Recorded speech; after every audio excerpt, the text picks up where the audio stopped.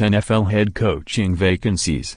Black Monday has come and gone and left us with 6 head coaching vacancies across the NFL, with the potential of more depending on what happens in Cincinnati. Which one is the most attractive? We've ranked all 6 starting with the best job available. This isn't a great roster, or even a good one, but whichever coach does take this job gets a top 5 quarterback, when healthy, an owner who gives his coaches a long leash, and a general manager who has the reputation of a player evaluation expert.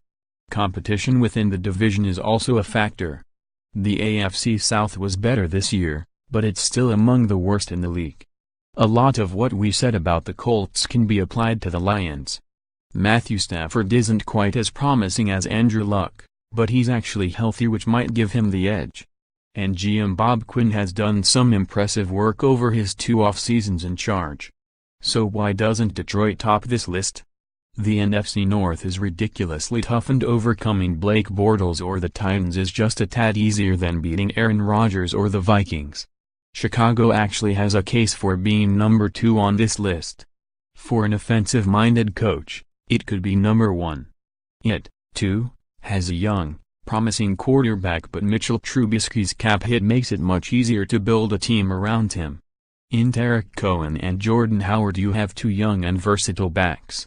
The offensive line is already in place.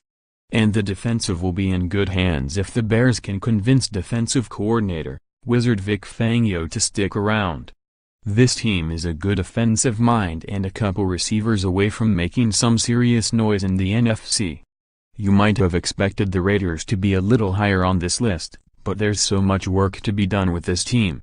The offensive line, the true strength of the roster when it made a playoff run in 2016, is aging and expensive.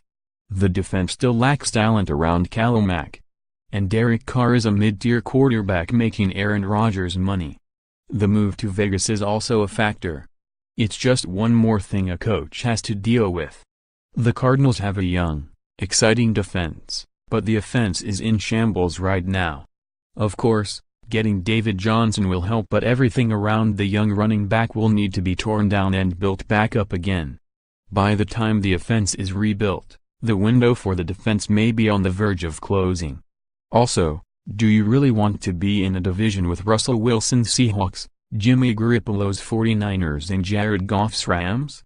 This would be like taking the Cardinals' job, only instead of a young, exciting defense, you get an overpaid veteran defense that gave up on the season in October.